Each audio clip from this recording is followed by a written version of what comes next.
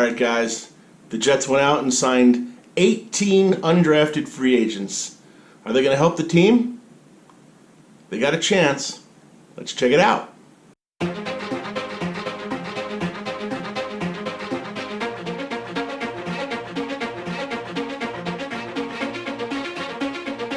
Hey guys, welcome back to JetsHQ. I'm Howie.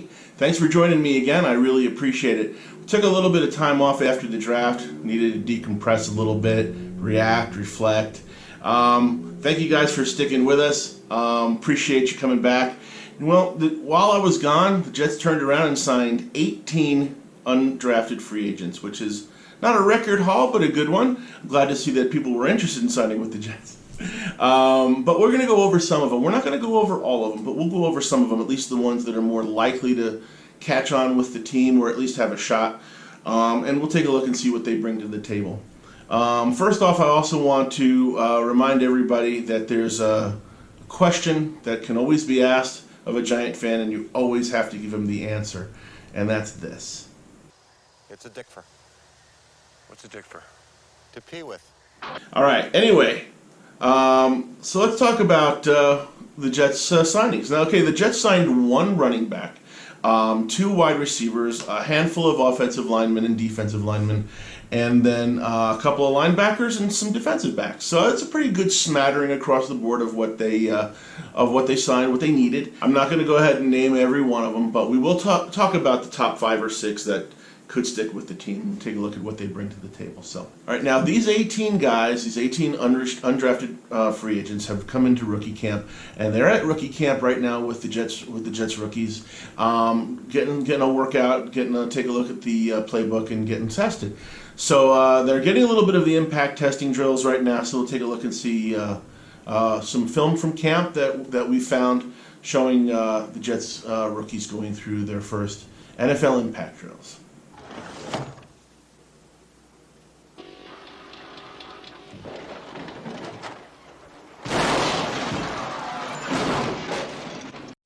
All right. Now, to start off with, we'll talk about the one running back that the Jets signed. His name is Jalen Moore. He's a running back from Appalachian State.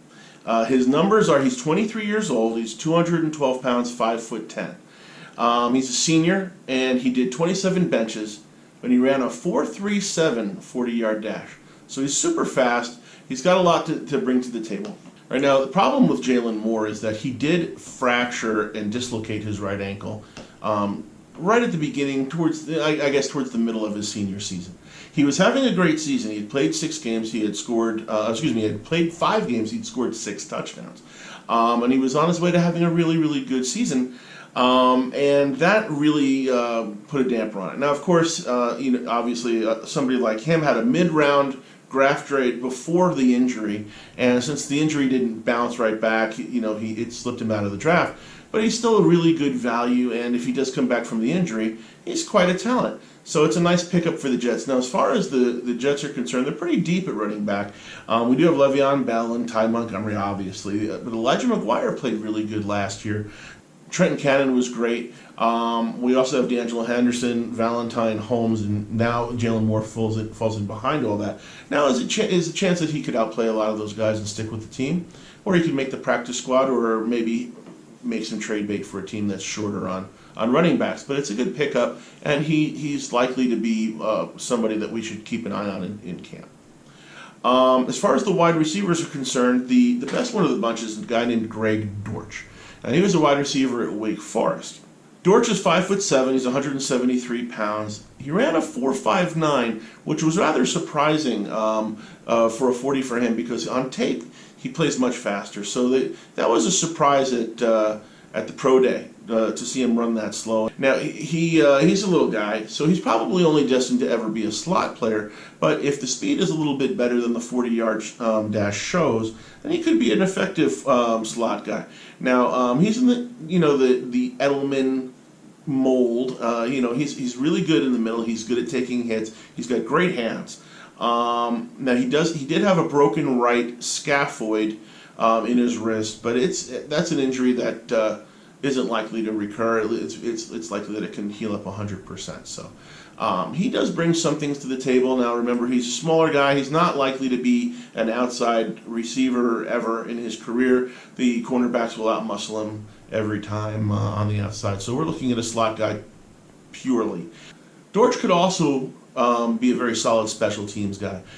He's one of those guys that played special teams his whole career at Wake Forest, and he was really productive. He had 89 receptions for 1,078 yards receiving and 8 touchdowns when he was 20 years old as a redshirt sophomore. So he was very productive, and we'll be looking for some stuff out of him at camp, and we'll see what he can do to maybe stick to this with the special teams. All right, next up is Wyatt Miller. He's an offensive tackle out of the University of Central Florida. Big guy, 6'5", 302 pounds. He ran a 5.27 yard 40 and did 14 benches in his pro day. He was a right tackle at college. He started as right tackle his whole career. But people think that he's more of a guard in nature for the NFL. He's not quick enough to contain the edge rushers in the NFL. So we're looking at most likely moving him inside to guard, which would be good because we do need the help on the offensive line. So this is another one. Since we're already looking at guys like Chuma Edoga, who are coming in from our draft, this guy will fit right in, and we'll be watching him closely at the same time, see how he stacks up and see if he can stick and give us a little bit of depth or even supplant somebody on our offensive line. Along with Miller, we've also got Tyler Jones, who's an offensive tackle out of NC State. Now, he's a 6'3" 306-pound tackle. He did 5.25 in the 40, and he benched 23 reps. He's a 2-year starter at left tackle for NC State. Of course, he's not going to be a left tackle in the NFL, but he does have a lot of experience at tackle, so that's a good thing. He's going to need to add some mass and some core strength if he wants to play either tackle or guard in the NFL, but it looks like that's something that can be done if we can develop him. Take a look at him at camp and see if he's got the necessary skill. He's a good athlete. He's got decent foot speed and quickness, and he's durable and dependable. He never really had any injuries in college, so that's a good thing. So we'll keep an eye out for Jones and see if maybe they even teach him how to snap the ball, since we're still looking for a center. Then we'll move on to John Battle. John Battle's a safety out of LSU. He's 6'0", 201 pounds. He did a 4.67 40, and he was a fifth-year senior at LSU. He did have the honor of playing with Jamal Adams back when Jamal Adams was at LSU, so maybe we got a little bit of inside information from Jamal on this kid, but that would be a nice thing to have, somebody who comes in comfortable with some of the personnel. He played 47 games. He started 28 for his last couple of seasons at LSU, and he had 3 interceptions his last year with 61 tackles. So he's developing. Looks like a nice prospect to take a look at. Somebody who comes from us undrafted. Not a bad school to look at. Some pretty good talent that he played against and with. And if they got the word from Jamal Adams, then maybe he's somebody that we need to keep an eye on. So we'll watch him in the camp. Then the last guy that we're going to talk about is Jamie Mosley. Now, Jamie Mosley comes with the distinction of being the brother of C.J. Mosley, our highest paid inside linebacker. Now, Jamie Mosley is an outside linebacker. He did play at Alabama, and he was a redshirt senior. So he's played several years, and he's 6'5", 245 pounds. He's got some size. He's a big dude. He's an imposing figure, and he reminds people a lot of his brother. Now, he didn't have as high a draft grade as his brother, not even close, but he is somebody that might develop because he does have the bloodlines. He ran a 4.7 40. He did 17 reps, and he had a fantastic pro day, which is what opened everybody's eyes. I don't think he was really on the radar to be even signed as an undrafted free agent until he had that pro day, which really, really was good. So he looked great, smooth. He outplayed a lot of his teammates in the on-field drills. So it was somebody that opened some eyes, and hey, it was worth taking a flyer on, especially since he's the brother of one of our best players. Of course, if he doesn't make the team, we have to be really careful about what impact it's going to have on CJ if we have to cut this man. So that'll have to be taken very, very carefully, take a lot of consideration in that move. So we'll see how that turns out. Also, I wanted to tell you guys I really enjoyed doing the draft recap. We had a lot of fun. There was a lot of humor involved there. I got a lot of comments while I was away. both good and bad. And listen, I want everybody to understand, I am a huge Jets fan. I want every single one of those players to succeed. There were some people who were mad at me for some of my comments, and that's fine. I really do invite both sides of the world to make comments, so I don't mind if people take issue with what I have to say. I'm giving you my honest opinions, and when I think that somebody, there's a difference between whether I think somebody's going to develop and be good, like let's just say Trevin Wesco at tight end, and I think he's going to be a fantastic blocking tight end. He might even develop into a receiving tight end. Well, I just think that there's people that were on the board that were more helpful to our team at that time that could have been drafted, and that was my opinion. That does not in any way mean that I want our draftees to fall and fail, and I want every one of them to succeed. I'm hoping every one of them turns into Gronkowski and Le'Veon Bell and Antonio Brown. I want them all to be the best in the NFL, and I want myself to be wrong about all the ones that I bagged on a little bit, but part of my job is to not sugarcoat anything. We're not blowing smoke up people's butts here. We're telling people what we think and what we know. So there's that. I just wanted to give you that little disclaimer. I really appreciate everybody watching the videos. I really appreciate you guys checking back in with me on this one.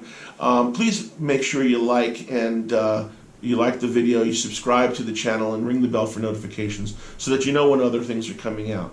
I'll be doing lots and lots of live streaming this season for the Jet game, so I'd love to see you all there. I'd love to communicate with everybody live, face-to-face. We'll do it during the games. I'll have a bunch more of these videos coming out soon, so now that I'm back from vacation, I've got a lot of stuff stored up to give to you guys. I hope you understand, you appreciate the review on these undrafted free agents. If you have any questions, please feel free to send them in. You guys do the best at giving me the ideas for the content with your wonderful questions. You guys are really, really good at asking some very detailed, in-depth questions, and it gives me a wonderful chance to do some research and explain and get out here and do videos for you guys. So I really appreciate it.